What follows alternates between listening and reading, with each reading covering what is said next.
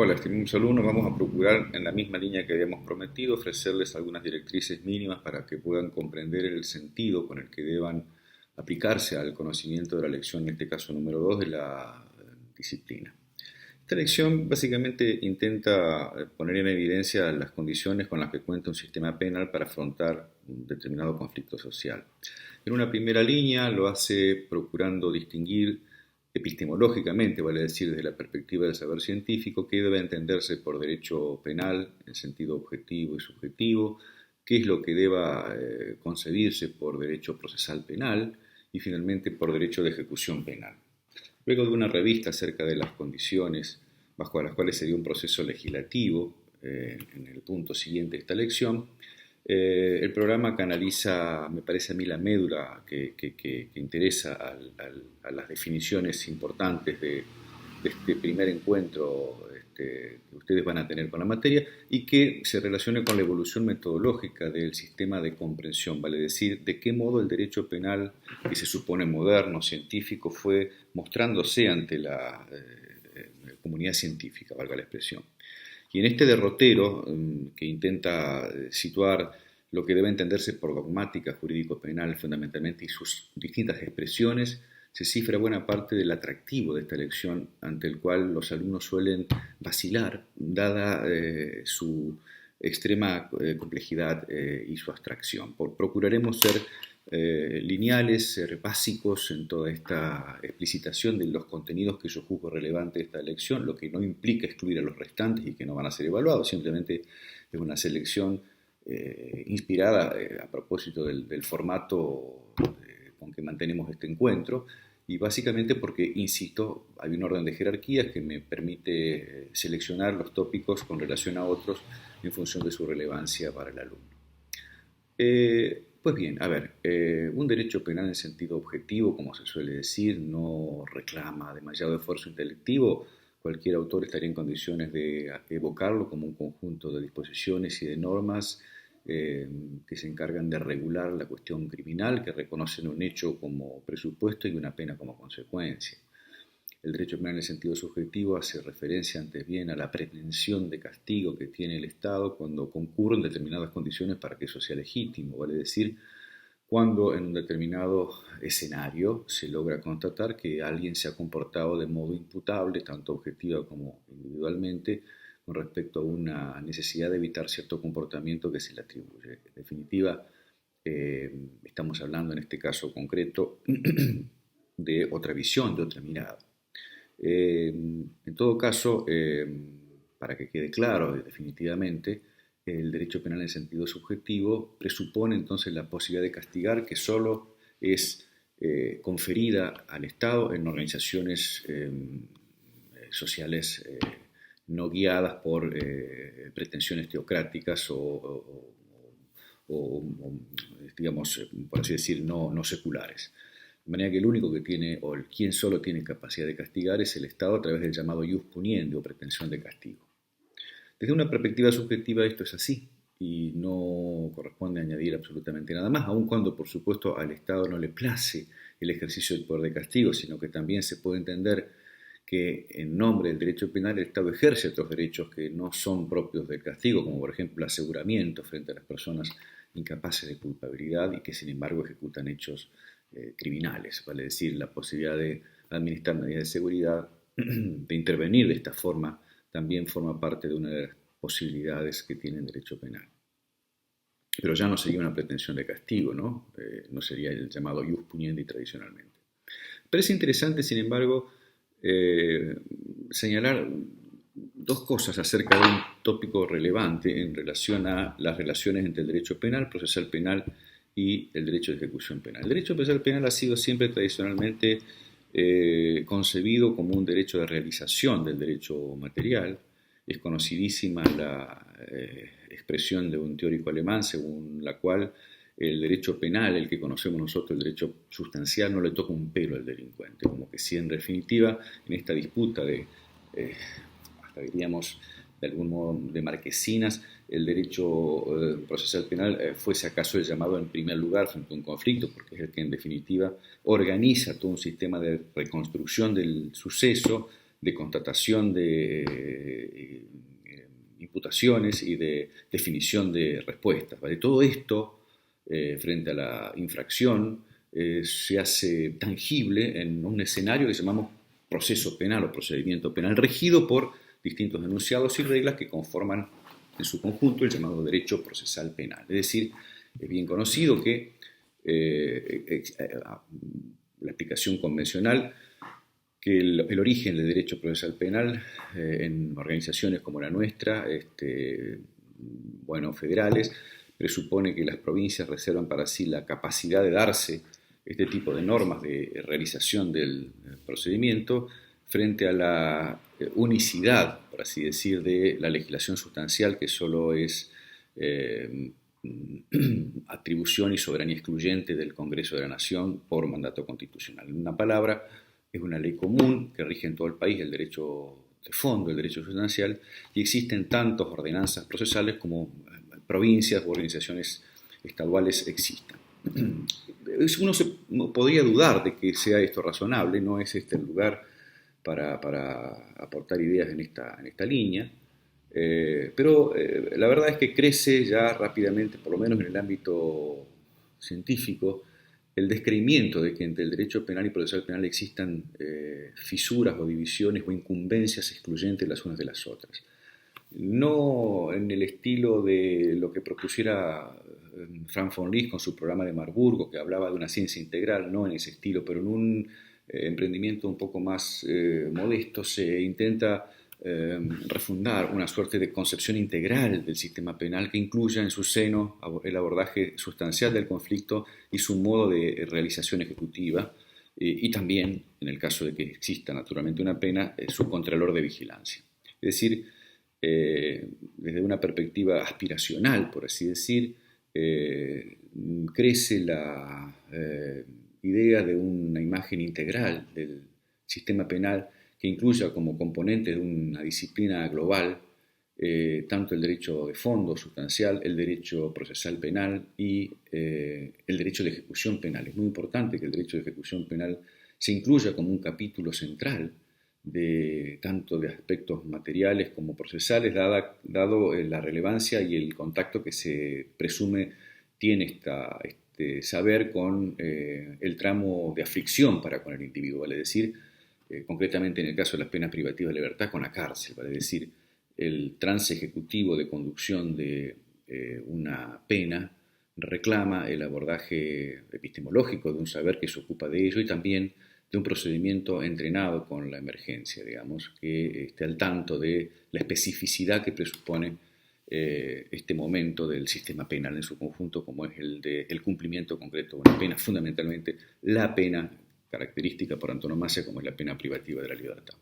De manera que, como guía para que ustedes puedan estudiar esto, por supuesto deben distinguir el derecho de fondo, nosotros nos estamos ocupando del derecho de fondo, pero no situar el derecho procesal penal en un apartado independiente definitivamente. Creo que muchas de las instituciones del derecho de fondo se comunican tanto con el derecho procesal que cuesta ensayar fronteras, por lo menos transparentes, claras, definitivas. Existe cada vez más, como dije, un flujo informativo entre el derecho de fondo y el derecho de forma o procesal, que autorizaría que en un futuro, ojalá que no tan lejano, podamos hablar de un derecho penal donde el llamado derecho procesal penal sea solo el apartado dinámico del verdadero derecho que sigue siendo el derecho de fondo. Esto aportaría, creo, muchísima luz acerca de determinadas discusiones teóricas inacabables que tienen que ver con la naturaleza de ciertas instituciones presuntamente procesales, como aquellas que se legislan a propósito del principio de oportunidad, que disputa al principio de legalidad su preeminencia, acerca de ciertas medidas cautelares de su naturaleza, por ejemplo, qué es la prisión preventiva, y fundamentalmente el comportamiento procesal del autor, o todo aquello que ocurre luego de la ejecución del hecho histórico que nos permite pensar o reconstruir qué ha sucedido con aquel hombre que luego es juzgado, vale decir, la distancia temporal muchas veces exagerada entre el momento del hecho y el momento del enjuiciamiento provoca transformaciones existenciales en el autor, de manera que la identidad en el tiempo, como algún autor ha referido, se convierte en un parámetro central para identificar la respuesta adecuada a aquel conflicto. Muchas veces ocurre que decimos, este hombre no es aquel o no soy el mismo. Esta expresión popular adquiere en el ámbito del derecho penal una caracterización digna de ser iniciada a partir de un proceso de integración de los saberes, tanto penales como procesales, porque se trata de entregar respuestas útiles a la sociedad. Si el hombre que cometió en su hora un hecho ya no es el mismo que aquel que tenemos frente a nosotros en el banquillo, esta dicotomía, esta diferencia, debería tener un lugar para ser abordada y, por supuesto, controlada racionalmente y no solo expuesta de modo emocional.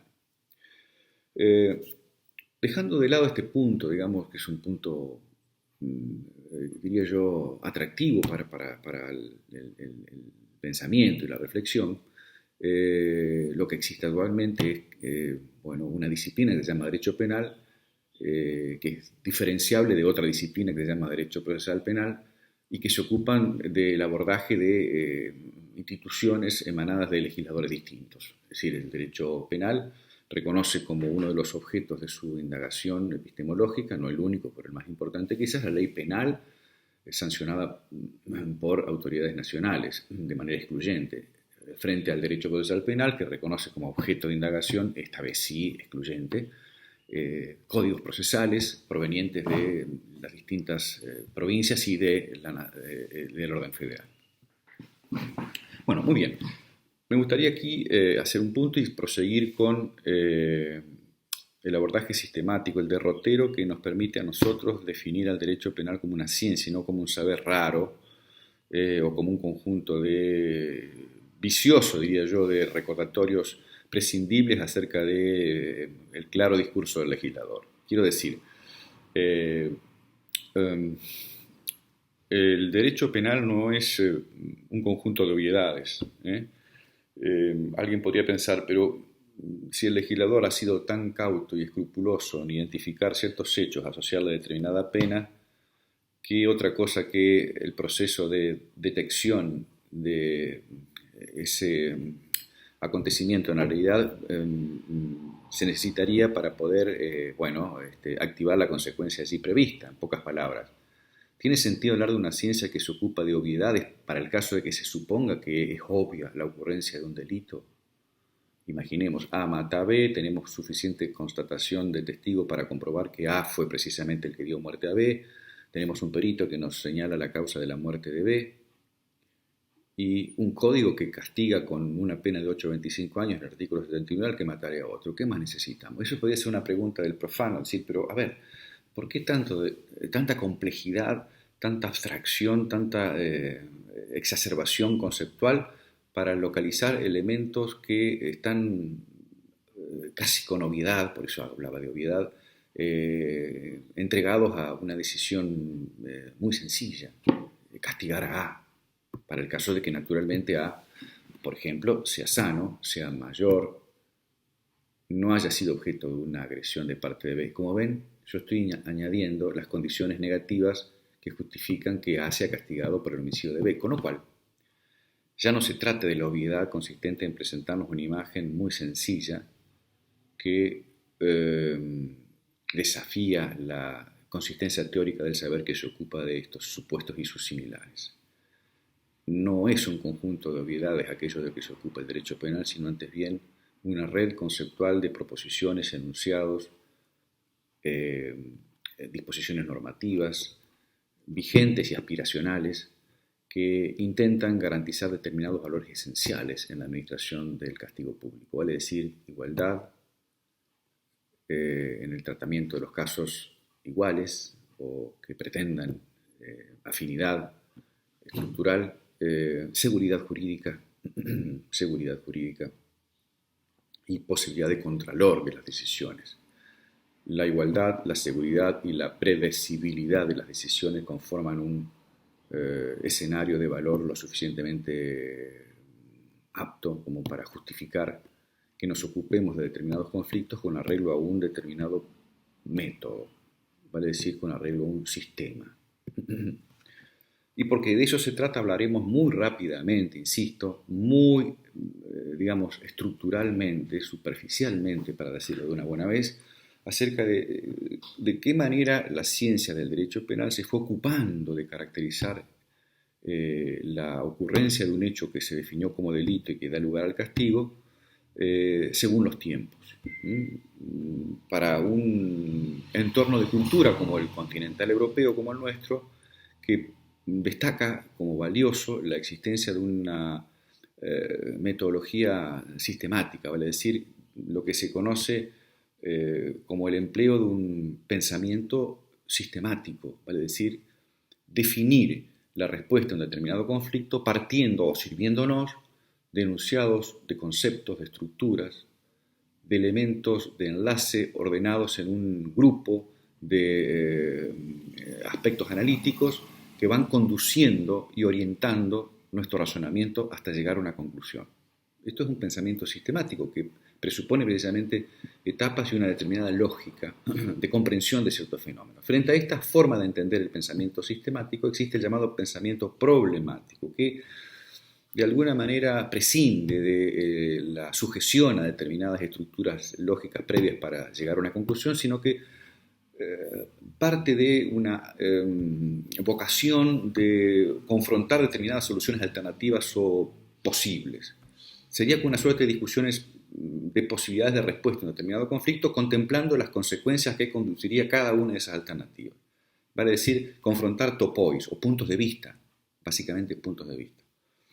Característico de los, o no característico, pero por lo menos en su origen, hay mayor aproximación al pensamiento problemático que al pensamiento sistemático en los sistemas angloamericanos. No quiere decir esto, no quiere decir que se pretenda indicar que el pensamiento tópico o problemático es excluyente de esa cultura jurídica. No digo eso, pero sí que existe mayor proclividad a servirse del pensamiento problemático o tópico y no sistemático en esa cultura jurídica que en la cultura continental europea como es la nuestra, que en buena medida también está regida por el pensamiento sistemático, con algunas excepciones, que en algún momento podremos dar cuenta de ellas.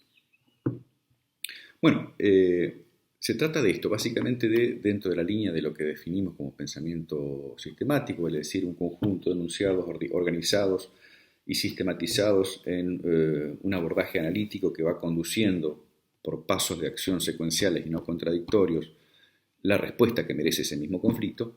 El modo en que se fue proponiendo una concepción del delito y de su consecuencia a lo largo del tiempo fue dispar.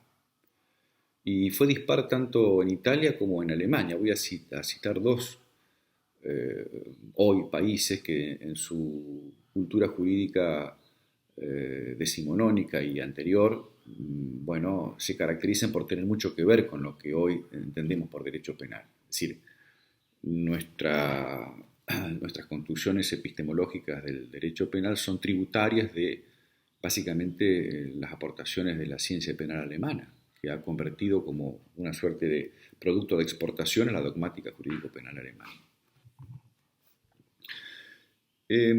Todo parece comenzar con, en el ámbito del derecho penal, al menos, o de la ciencia del derecho penal alemana, con la definición de las características que debe reunir un hecho para poder ser castigado. Y en esta línea se puede pensar, porque el programa así lo indica, que convendría hablar de un positivismo jurídico, vale decir, el método según el cual el objeto de la indagación es el derecho positivo. Y el derecho positivo propone determinados mecanismos de análisis para poder desentrañar a qué consecuencia conduce.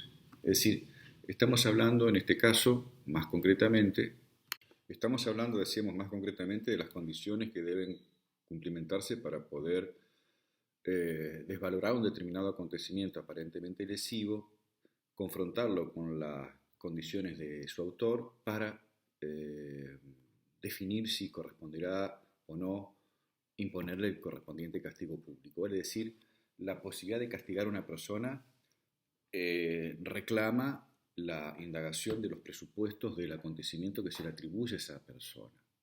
La pena no se puede administrar de manera irracional.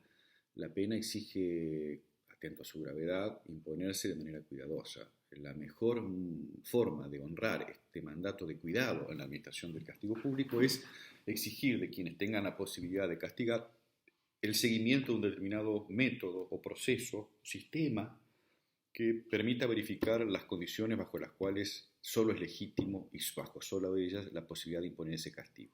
Es decir, ¿cuándo es legítima la imposición de una pena? No se puede decir solo, o podría decírselo simplemente como una especie de introducción, cuando alguien ha delinquido. ¿Qué significa delinquir? ¿Qué significa, en términos analíticos, un delito? ¿Significa solo la lesión de un determinado interés? ¿O significa la lesión de un determinado interés con conocimiento de que se lo está lesionando o con posibilidad de conocer que se lo está lesionando? Significa además que, para el caso de que se responda afirmativamente esto, que el autor deba estar en determinadas condiciones biopsicofísicas para ejecutar el hecho. Es decir, el castigo reclama el sortear una sucesión de interrogantes. Se puede ver la teoría del delito como una receta que impone solventar determinadas preguntas cuya conjunción positiva recién entonces habilitará al Estado a imponer un castigo. Es decir, la pena sería igual a una cantidad de respuestas, de preguntas respondidas afirmativamente. Por ejemplo, en definitiva, se puede ver la teoría del delito como una suerte de catálogo que presupone que quien debe imponer el castigo ha respondido de manera satisfactoria. Por ejemplo, para poner una pena hay que preguntar: ¿ha ejecutado el autor un comportamiento? Hay que ver qué se entiende por comportamiento. Una vez que se respondió positivamente, analizamos luego: ¿ese comportamiento se encuentra tabulado junto a otros como descriptos por el legislador inspirado en su habitación? Es decir, ¿es típico ese comportamiento? Y si se responde afirmativamente, luego corresponderá indagar: ¿está permitido en general, en particular, ese comportamiento? ¿Está autorizado en particular o no estaba autorizado? Vale, si la pregunta por la antijuridicidad. Y si se responde afirmativamente, luego vendrá otra pregunta, quizás la última: ¿ese comportamiento que se sabe hasta aquí es típico, es antijurídico? ¿Puede serle imputado al autor en el sentido de que es su obra? ¿Ese hecho es producto de la libertad y de la comprensión de quien lo ejecutó? Es decir, nos estamos preguntando por la culpabilidad. Es decir, una vez que se responde que sí a esta última pregunta, sobrevendrá posiblemente la pena. Dicho esto en términos muy básicos, extremadamente y torpemente acaso didácticos. Si la pena es igual a la indagación de un repertorio de preguntas previas, todas ellas respondía de modo afirmativo. Si fracasa una de las preguntas, no hay pena. Si fracasa en el sentido de que si una de esas preguntas se responde negativamente, no se puede castigar. Bueno, esto parece relativamente tanto como torpe, según sostuve, como sencillo, pero es una forma, me parece, plástica para que se entienda que nuestro quehacer no está inspirado en el narcisismo de proponer conceptos por el arte de hacerlo o de sostener soluciones ingeniosas, sino resolver determinados sucesos siguiendo una lógica, en este caso un sistema. ¿Cuáles son las ventajas de proceder de esta manera? Lo dije antes, lo repito aquí: igualdad de tratamiento para casos similares, seguridad en la respuesta de los operadores. Todos vamos a manejar un estatuto científico similar y cabe esperar de cada uno de los que así actúan respuestas similares. Eso afianza la seguridad jurídica y favorece también el control de esas decisiones ante instancias superiores. Pues bien, ¿cómo se fue dando históricamente, según dijimos, esta evolución de un sistema que tiene por misión favorecer, mediante preguntas, el camino hacia la pena o el rechazo de esa consecuencia. Bueno, el programa básicamente les indica momentos históricos, el positivismo o naturalismo, el neocantismo, el finalismo y el funcionalismo, dividiéndolos en etapas, cada una de ellas asignadas por características particulares. Muy brevemente, para que ustedes puedan luego fortalecer convicciones mínimas para afrontar esta problemática, me voy a limitar a recrearlas en sus rasgos más rudimentarios, por así decir, básicos. A ver, ¿por qué el naturalismo es naturalismo? Bueno, ¿y por qué el positivismo jurídico se llama tal?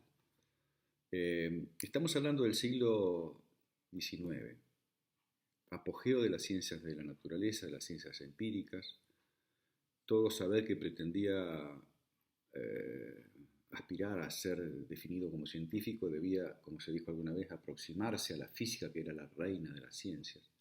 Y el derecho sucumbió a esta tentación procurando que sus enunciados obtengan las galas de la ciencia, para lo cual el camino que se creyó posible en ese momento, de la mano de algunos de sus exponentes, era tomar de prestado las categorías metodológicas de las ciencias empíricas, vale decir el método observacional, el método experimental, básicamente descriptivo observacional, y definir, pues entonces, y a partir de entonces, un esquema de conceptos relativamente sencillo, accesible, perceptible por los sentidos, que precisamente diera respuesta a ese objetivo central que siempre se sostuvo, que es administrar el camino a la pena de un modo controlado. Ya es hora que señalemos que desde el siglo XIX o prácticamente comienzos del siglo pasado, el delito analíticamente se ofrece como una suerte de abreviatura conceptual consistente en identificarlo como un comportamiento humano, bueno, un comportamiento, diríamos hoy, no solamente humano, porque está en boga el tema de la responsabilidad de las personas jurídicas, pero un comportamiento típico, antijurídico y culpable. Es decir, yo diría que la historia de la evolución del sistema de imputación o teoría del delito nunca ha dejado de sostener esta idea según la cual la pena solo se puede imponer frente a comportamientos típicos antijurídicos y culpables. Lo que distingue a los distintos momentos no es esta definición que es, digamos, transversal, que cruza todo el tiempo del sistema evolutivo, sino qué debió entenderse por cada una de estas características o propiedades que debe reunir un determinado comportamiento para poder ser penado. El comportamiento y su consecuencia, la pena, se enlazan de alguna manera por las propiedades de ese comportamiento: tipicidad, antijuricidad, culpabilidad. Ahora, ¿qué se entiende por tipicidad? Quizás sea el concepto más sencillo de todos, durante todo, básicamente, no en cuanto a su descripción conceptual, sino en cuanto a su contenido, es lo que ha modificado la perspectiva que se deba tener por tal. ¿Qué se entiende por antijuridicidad? ¿Qué se debe entender por culpabilidad? Forman parte estas distintas aproximaciones de digamos así, del historial metodológico de la ciencia del derecho penal. Bueno, a la respuesta acerca de qué deba entenderse por acción, tipicidad, antijuridicidad y culpabilidad, el naturalismo salió al cruce sirviéndose de conceptos empíricos. ¿Por qué? Por lo que sostuve antes. Es decir, si la ciencia era aquella que se dejaba regir por la metodología positivista, vale decir, el tribunal de la experiencia permitía caracterizar un determinado saber como científico, todo debía ser sometido a la experiencia y validado por la experiencia, pues el derecho, también con sus enunciados, si pretendía ser científico, debía utilizar esta metodología. Para hacerlo se procuró localizar conceptos sencillos, por ejemplo, el concepto de acción era un concepto puramente causal, descriptivo, el concepto de culpabilidad también como causalidad psíquica, la acción como causalidad física, como voluntad de movimiento. Es decir, todos estos datos fueron característicos de un tiempo donde regía precisamente la lógica de empirista en el ámbito epistemológico. No voy a hacer referencia al ámbito sociopolítico, que tuvo que ver básicamente con la necesidad de distinguir dentro del movimiento del positivismo entre las aportaciones de autores normativistas como Binding, por ejemplo, uno de los últimos representantes del Estado de la burguesía liberal, frente a otros autores más involucrados en la sociología de un Estado social intervencionista como emergente de la industrialización, que condujeron dentro de este mismo movimiento, a un positivismo más, diríamos así, naturalista. Es decir, dentro de esta primera etapa que nos ilustra la comprensión del sistema de derecho público, le reconocemos al positivismo jurídico y al positivismo naturalista, liderados respectivamente por Carl Binding en un caso y Frankfurt Lis en el otro. Pero solamente para situarlos en tiempo, no se procura extraer de allí diferencias en el pensamiento de uno y de otro. Lo que es cierto es que este primer tiempo, según el cual el delito es una acción típica antijurídica y culpable, y la detección de lo que significa identificar cada uno de estos elementos se rige por una lógica fenomenológica, fue demasiado, diría, rudimentaria, en el sentido de que permitía solo una aprehensión sensorial, una captación muy básica de lo que debía entenderse por cada uno de estos momentos. Si yo tuviera que buscar una palabra que procurase representar el predominio de un elemento en este tiempo del naturalismo jurídico, diría la causalidad. La causalidad explicaba tanto el ilícito como la culpabilidad. Anticipemos ya que ilícito es un comportamiento típico y antijurídico versus, digamos, sobre el que se aplica el otro gran componente del sistema de imputación, que es la culpabilidad. Entonces, si uno quisiera explicar en una clave simplista cuál es el componente central que le da identidad a este tiempo, diría la causalidad. Porque la ciencia reparó en que determinados fenómenos para merecer castigo debían ser causales. Causales físicamente en el sentido del detrimento de un determinado interés desde el punto de vista objetivo, y causales o causantes subjetivamente en el sentido de que esa causación externo-lógico-objetiva pueda también asociársela a una causación interna de parte del autor. La idea de causalidad es paradigmática para entender este tiempo, el primer momento del sistema de imputación penal. Un segundo momento del sistema de imputación penal se construye sobre la base de las deficiencias del anterior, vale decir, aquí aparece el llamado neocantismo. ¿Por qué el neocantismo? Porque el neocantismo intenta introducir un componente esencial y ausente en el naturalismo o en el positivismo jurídico, el valor. Es decir, la comprensión de los conflictos no se limita o no debía limitarse solo a la explicación causal de lo ocurrido, sino también a la interpretación de lo ocurrido. No bastaba con constatar que alguien había decidido mover su dedo índice para dar muerte al otro. Era importante también destacar junto a ello la comprensión del sentido proveniente de un gesto semejante, vale decir, ya no solo explicar lo ocurrido, sino también interpretar lo ocurrido. Sobre la base de una distinción entre ciencias de la naturaleza y ciencia del espíritu, el neocantismo pudo introducir la dimensión de valor que estaba ausente en las estructuras del agotado modelo causalista. ¿Esto qué consecuencias tuvo? La acción se siguió llamando acción, la tipicidad se siguió llamando igual, la antijuricidad mantuvo su denominación, al igual que la culpabilidad. El contenido de cada uno de estos elementos, como se les denominaba por entonces, se orientó definitivamente en favor de rendir satisfacción al componente valorativo, axiológico, que aportó esta línea de pensamiento. Es decir, la acción ya no era solamente la descripción de modificar el mundo, sino también la posibilidad de atribuir relevancia a la falta de movimientos a través de la acción esperada, por ejemplo. La tipicidad ya no se definía solo objetivamente de una manera mm, puramente externa, como un acontecimiento que todavía no indagaba acerca de la estructura psicológica del autor, sino que eh, se permitió en ocasiones, cuando el legislador creía necesario, hablar de elementos subjetivos del tipo, o elementos valorativos del tipo. La antijuricidad dejó de ser una mera estructura formal de discrepancia del actuar del hombre con el derecho para convertirse en un concepto material. Se habló de antijuricidad material, de dañosidad social, no solo de colisión formal con la ley. Y la culpabilidad básicamente se convirtió en una instancia grabada conceptualmente por la idea de valor, en este caso del valor de la o el desvalor de la reprochabilidad. Es decir, culpable no es solo aquel que causó subjetivamente un hecho en el sentido de que conocía lo que estaba haciendo o le era exigible conocerlo.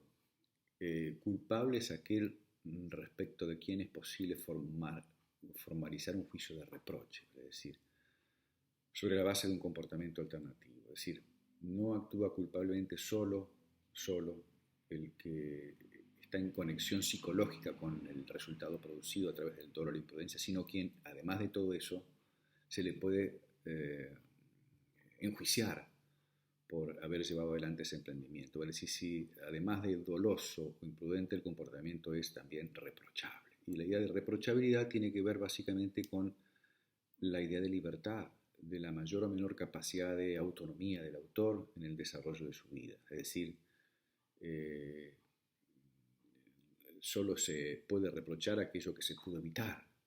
Y el juicio de evitabilidad tiene que ver también con el juicio de exigibilidad.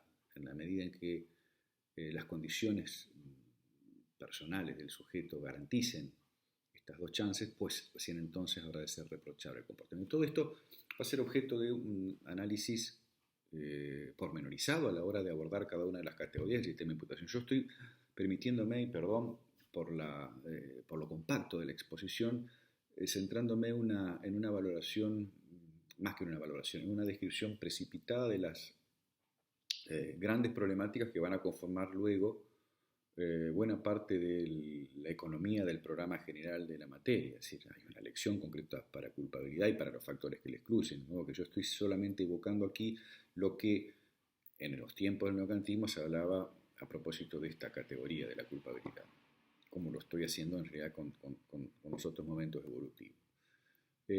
Bueno, el neocantismo se caracterizó porque en lugar de regirse por la idea de causalidad exclusivamente, como dije, introdujo valor. Y la introducción de valores fue posible porque se sirvió de un subjetivismo epistemológico, en el sentido de entender, fiel a su estructura neocantiana, mal interpretada, según han dicho algunos críticos, de valorar que las cosas no son como son, sino que las cosas de alguna manera son como se las conforma a partir del observador, ¿vale? Es decir, el sujeto que conoce define aquello que conoce.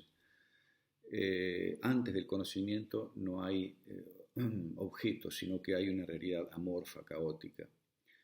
Es el proceso de conocimiento el que va generando precisamente a través del empleo de categorías a priori la dimensión concreta del sustrato que queda ordenado luego a partir de este proceso de conocimiento. Es decir, las cosas surgen del caos gracias al aporte de las categorías a priori en el proceso de conocimiento. Es decir, el método determina el objeto para esta dirección neocantiana.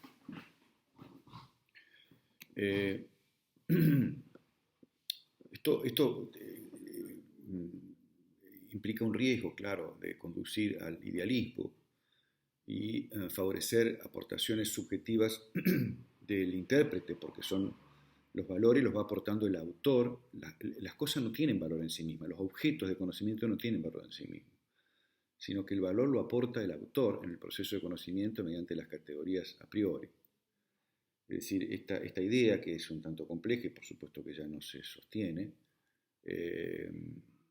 se mantuvo durante un tiempo hasta que otro autor, o otro grupo de autores, pero básicamente uno de ellos que ha sido el más significado en esta refutación, fue, digamos, logró comprobar que esa metodología subjetiva puede ser peligrosa, es decir, en el sentido de que el subjetivismo epistemológico y el relativismo valorativo, más que nada, más que el subjetivismo epistemológico, puede hacer o puede permitir la introducción de valores, por ejemplo, antidemocráticos.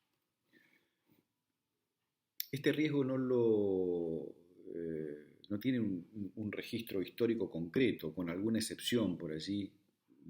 Se ha dicho que uno de los exponentes de este tiempo, Metzger, de alguna manera responde a esta posibilidad. Pero en general, fuera de este caso, no hay registros de estos extravíos. Sí queda claro que la subjetivización de la metodología de comprensión del derecho penal fue furiosamente rechazada por el exponente al que vengo refiriendo, que forma parte del grupo fundacional del tercer momento evolutivo, que es el del finalismo. Estoy hablando de Hans Welzel, quien rechazó de una manera muy enérgica los puntos de partida metodológicas del neocantismo. Para Welzel, al revés de lo que se sostenía, que el método determina el objeto, las conclusiones a las que llegó luego de su propia línea de pensamiento le permiten asegurar que, al contrario, el objeto es el que determina el método, y que el objeto no se puede manipular epistemológicamente, que las cosas no pueden ser transformadas por el proceso de conocimiento, sino que las cosas ya están allí en el mundo y que tienen incorporado una dimensión de sentido, y que lo que debe hacer el que pretenda conocerla es ser leal en la captación de esa dimensión de sentido. Así como yo le señalaba que para el naturalismo la idea de causalidad de alguna manera explicaba buena parte de su patrimonio conceptual, la idea de valor también cumplía esa misma función para identificar al neocantismo.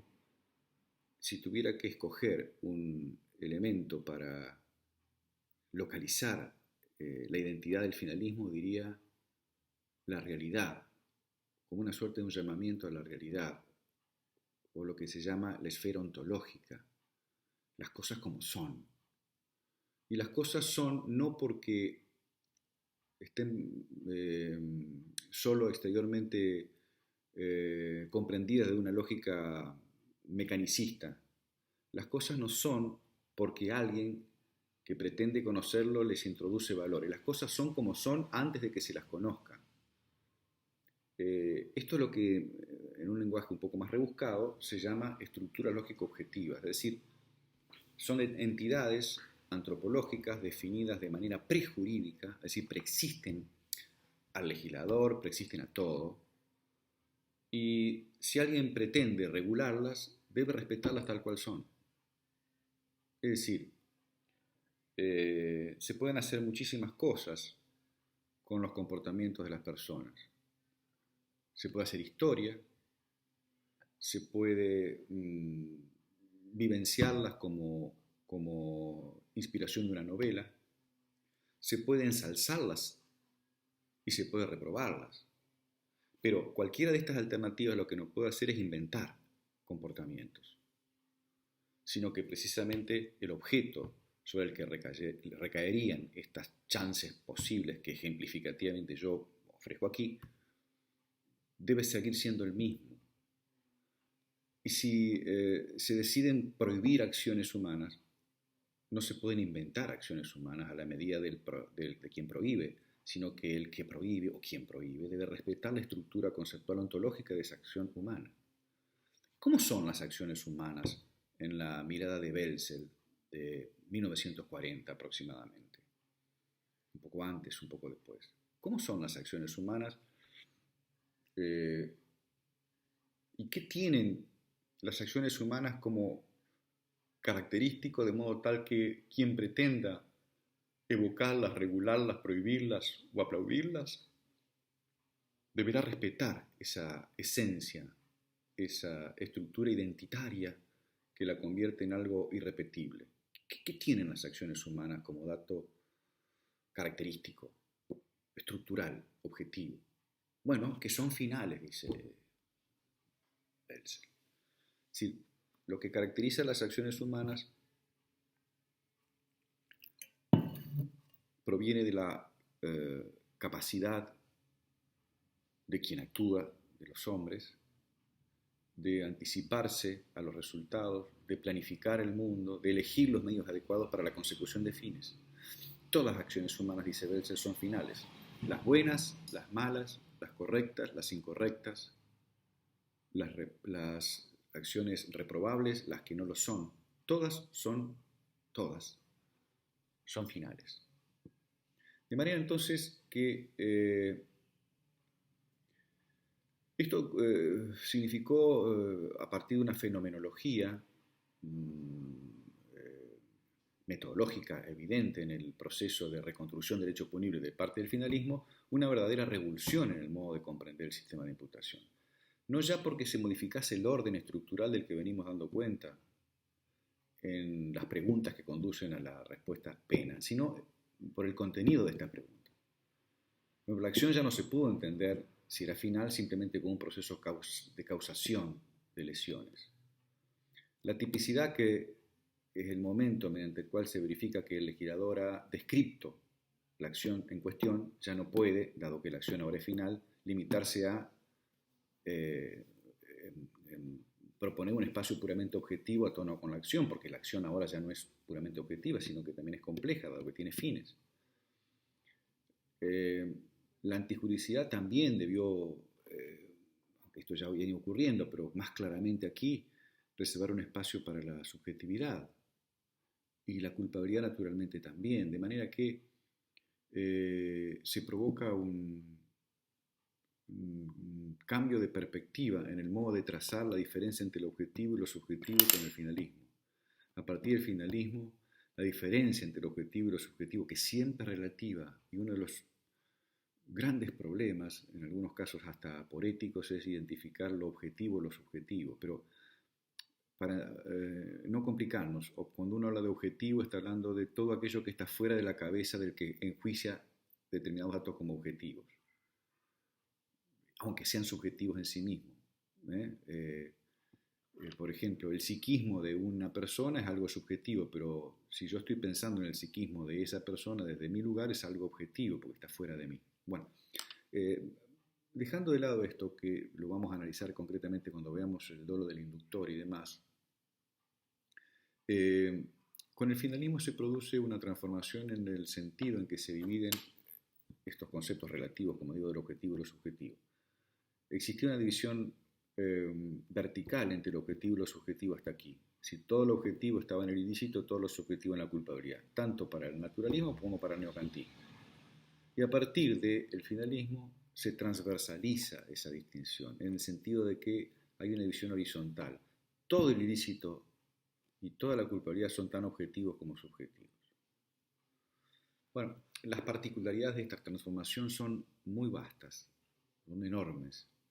El dolo pasó a ser un elemento constitutivo del ilícito y no una forma o especie de la culpabilidad.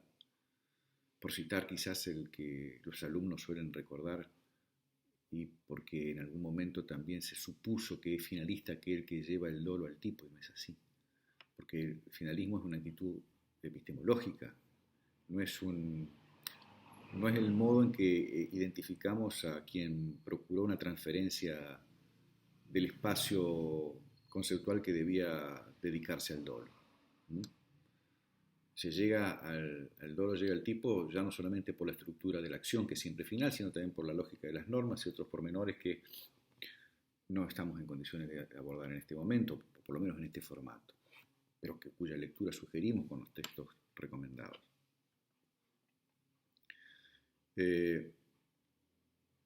Lo que logró el finalismo, fue un producto extremadamente lógico, con respuestas correctas, deducibles de un par de axiomas limitados. Por ejemplo, que la acción es final, que la culpabilidad supone que el autor fue libre para comportarse de una manera correcta y al no comportarse de una manera correcta en ejercicio de libertad, ese mal empleo de libertad se llama culpabilidad, que para definir a alguien como autor hay que localizar la capacidad que tuvo de dominar el suceso. Bueno, 2 o 3 axiomas. De estos 2 o 3 axiomas el finalismo desarrolla toda una estructura de conceptos. Y esta estructura de conceptos que desarrolla le permiten entonces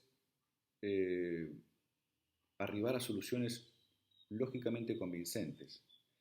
Pero el punto es que esas soluciones lógicamente convincentes no resultaron siempre político-criminalmente satisfactorias.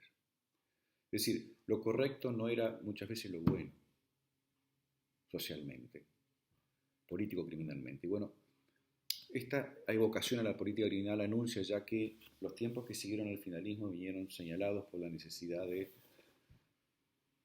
acercar el sistema penal a la realidad, procurar soluciones ya no solo correctas, sino también justas, y atender antes que a la pureza y al rigor de las deducciones conceptuales, a la misión social del derecho penal. De eso se ocupó luego el funcionalismo, que es la última etapa, donde no hay un solo funcionalismo, que concurren una cantidad de líneas que se cruzan entre sí y que muchos pretenden reducir a 2, una llamada radical liderada por Günther Jacobs y sus discípulos, y otra identificada como moderada, atribuida a Klaus Roxin. Y la verdad es que el tema es más complejo, pero y el tiempo también está recordándonos que debemos terminar, pero lo que puedo decir es que, a diferencia de los momentos anteriores, desde el naturalismo o positivismo jurídico en Alemania, que se construían sobre la égida de la causalidad, a diferencia del neocantismo, que hacía lo propio con respecto a la necesidad de introducir ponderaciones de valor, a diferencia del finalismo, que creyó encontrar una base sólida, una roca sobre la cual construir su sistema de una manera universal, eterna, para todo tiempo y lugar, porque las acciones finales humanas no dependen de la nacionalidad de nadie, sino que son acciones humanas y finales. Pareciera ser que este producto era imperecedero en términos epistemológicos. Digo, a diferencia de este último tiempo también, el funcionalismo reconoce la limitación del quehacer humano en la construcción de las reglas sociales y procura conformarse con atender a la misión social del derecho penal. Claro, la discusión es qué se entiende por misión social. Una misión de orden, una misión de estabilidad de las estructuras centrales que le dan tono a la identidad normativa de la sociedad, Jacobs, o una misión que atienda básicamente a la preservación de ciertos bienes jurídicos, pero sin descuidar las garantías individuales. Un funcionalismo, como se ha dicho, moderado para el caso de Roxin. Los pormenores de estas 2 grandes direcciones, que no son las únicas del funcionalismo, no se pueden ofrecer aquí. Se recomienda su lectura y la interacción con el equipo de cátedra para dar respuesta a estas indagaciones. Muchas gracias.